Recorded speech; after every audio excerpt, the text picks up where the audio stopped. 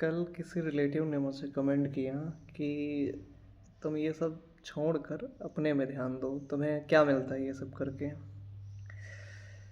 तो मैं उनको भी जवाब देता हूँ कि डियर रिलेटिव, जब मैं देखता हूँ कि कोई 70 साल 75 साल का बूढ़ा इंसान या औरत कोई सब्जी बेच रहा होता है, कोई चाट का ठेला लगा रहा होता है, कोई कुछ भी बेच रहा होता है, जिस उम्र में एक पिता को चाहिए कि उसके बच्चे कमा कर उसे खिलाएं, पर वो इतनी धूप में काम कर रहा होता है, मजदूरी कर रहा होता है, तो ये देख कर बुरा लगता है।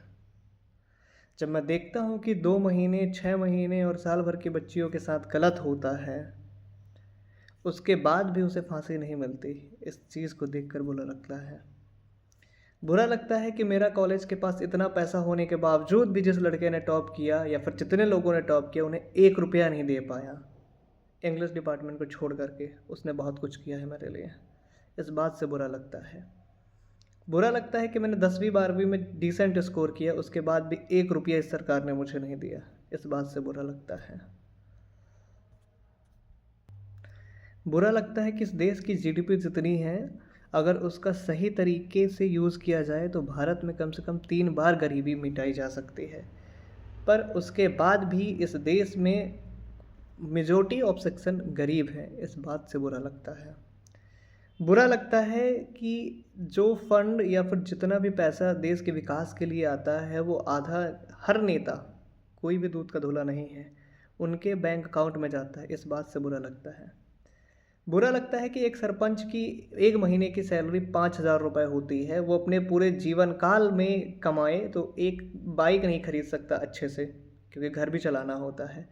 वो स्कॉर्पियो लेके चलता है। इस बात से बुरा लगता है।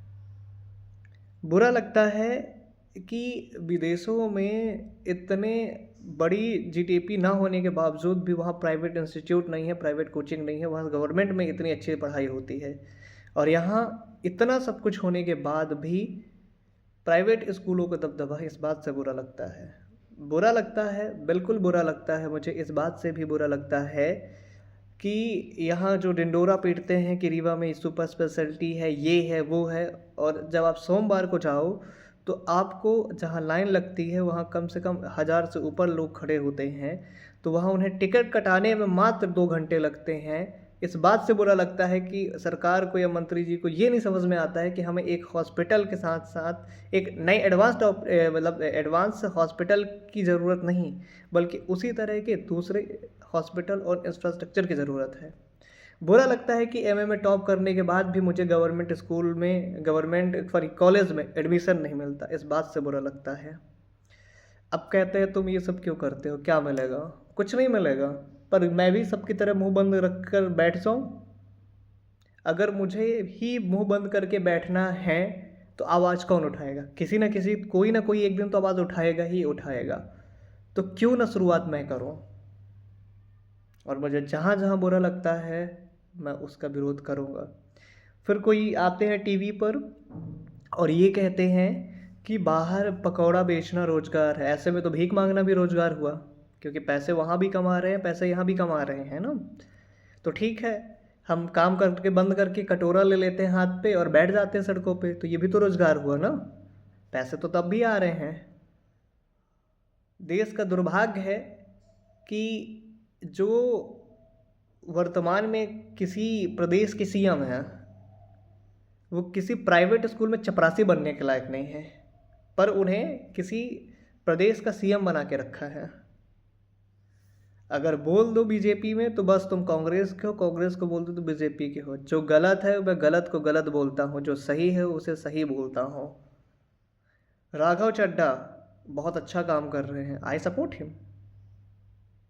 बिहार के एक जेडीयू के नेता है, नाम जरूर मुझे नहीं आ रहा है, शायद कोई पासवान करके हैं, वो भी बहुत अच्छा काम कर रहे हैं, मैं उनका भी सपोर्ट करता हूँ।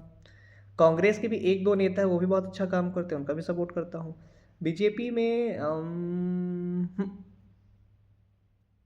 कुछ नेता, शायद एक या दो, मुझे अभी सुधांशु त्रिवेदी काफ़ी अच्छे व्यक्ति हैं, मैं उनका सपोर्ट करता हूँ।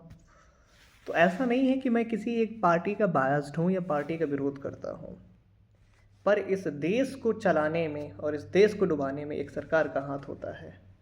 और सबसे बड़ा हाथ होता है उस जनता का जो सिर्फ और सिर्फ मुंह बंद करके देखती है। मैं तो आवाज़ उठाऊंगा, चाहे मुझे कुछ मिले या ना मिले, चाहे कुछ भी हो जाए, क्योंकि हर इंसान बस आता है। क्या हमारा जन्म किस लिए हुआ है? बस आओ, खाओ, बच्चे पैदा करो और उनकी परवरिश करो, और क्या बोलते हैं, उनका एजुकेशन का देखो, उनका फ्यूचर बनाओ। क्या इसलिए हमारा जन्म हुआ है? तो हमने सोसाइटी के लिए क्या किया है? ये तो सब कर रहे हैं। अगर आप भी यही कर रहे हो तो आपने दूसरे को क्या किया? क्या 10 दिन मरोगे तो 100 करोड़ या 1000 करोड़ जितनी भी संपत्ति बना लोगे, क्या लेके जाओगे? नहीं लेके जाओगे। तो अगर हम सोसाइटी भी कर, मैं काम कर रहा हूँ उस चीज़ को लेकर के, अगर कल को गवर्नमेंट जॉब नहीं रही तो how can we serve, how can we survive? ऐसे कौन कौन से ऑप्शंस हैं जहां हम बिना सरकारी जॉब के भी एक अच्छा फ्यूचर, सिक्योर फ्यूचर क्रिएट कर सकते हैं? मैं उस पर सोचता हूँ, डेली सोचता हूँ। अगर इस देश के नेता करप्ट ना होते तो इस देश में गरीबी ना होती। ये 5 किलो का अनाज बेच कर फ्री मुफ्त में जनता को बेवकूफ़ बना रहे हैं। और एक बात और मैं कहना चाहूँगा कि अभी कुछ दिन पहले एक प्रधानमंत्री जी आते हैं, प्रेस कॉन्फ्रेंस करते हैं, तो मैंने लिखा था कि कहाँ पर उन्हें बोलना चाहिए। मैंने बड़ी अच्छी नोट्स बनाई है, लेट मी सी, कि देश में क्या क्या हुआ तब मंत्री जी का, तब उनका मुंह नहीं खुला, है ना? तो बताता हूँ मैं, है ना? जस्ट एक मिनट। मैं जितने भी आम जनता है और जितने भी मंत्रीगण हैं, किसी भी पार्टी के हो, मुझे कोई फ़र्क नहीं पड़ता है। मैं उनसे एक सवाल पूछना चाहता हूँ। जब देश में पुलवामा अटैक हुआ, जब पहलगाम अटैक हुआ, जब अहमदाबाद में एरोप्लेन त्रासदी हुई, जब अंकिता भंडारी का केस हुआ, जब उन्नाव में केस हुआ, जब हाथरस में केस हुआ, जब मणिपुर जल रहा था, एक महिला को निर्वस्त्र घुमाया गया, और जब अभी भी मणिपुर में जो घटना घट रही है, जब बांग्लादेश में उनके किसी हिंदू को जलाकर मार दिया गया, तब कोई प्रेस कॉन्फ्रेंस करने नहीं आया, या फिर तब उनकी हिम्मत नहीं हुई कि एक भी प्रेस कॉन्फ्रेंस कर लें। पर जो बिल कुछ दिन 2023 में पास हुआ था, उसके आज में डिलिमिटेशन के जैसे कुछ बिल था, उसे पास कराने के चक्कर में, अगर वो जब पास नहीं हुआ तो वो प्रेस कॉन्फ्रेंस करने चले आए। आप पार्टी के पीएम हैं या देश के पीएम हैं? अगर यही सच बोल दो तो आधे तो मेरे रिश्तेदारों को बुरा लगता है, तो मुझे कोई फ़र्क नहीं पड़ता है। मुझे सिर्फ और सिर्फ फ़र्क पड़ता है मेरे परिवार से, क्योंकि जिसने भी मेरी मदद की है, इतना सा भी मैं उन्हें जवाब नहीं देता हूँ, क्योंकि मैं हमेशा उनका कर्जदार हूँ। पर जितने ये अंधभक्त हैं, चाहे वो किसी भी पार्टी के हो, मैं किसी भी पार्टी को ना सपोर्ट करता हूँ। मैं सिर्फ इंसान को सपोर्ट करता हूँ, जो अच्छा काम करता है उसे सपोर्ट करता हूँ। कितने शर्म की बात है कि सरकारी दफ्तर में नीचे से लेकर ऊपर तक बढ़िया लेवल का करप्शन होता है, फिर भी लोग आवाज़ नहीं उठा पाते हैं।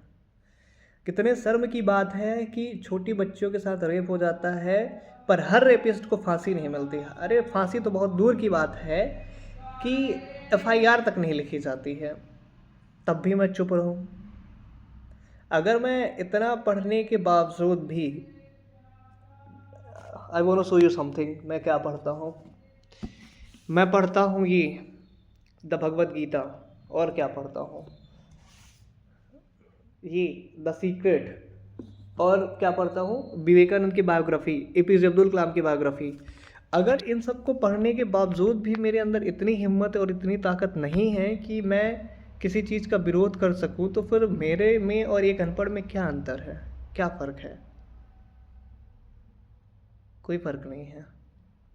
हर इंसान अपने लिए जीता है। पर अगर आप किसी के लिए, मैं कुछ नहीं कर सकता अभी क्योंकि मैं खुद कैपेबल नहीं हूँ, पर मैं मेहनत कर रहा हूँ कि पहले खुद उस मुकाम पर पहुँच जाऊँ। एक दिन मैं पहुँचूँगा, मुझे अपनी मेहनत पे यकीन है, वक्त लगेगा, पर हाँ, definitely, because I quote the famous line of APJ Abdul Kalam, a man can not get success in one day, but one day he does. तो it will take some time, but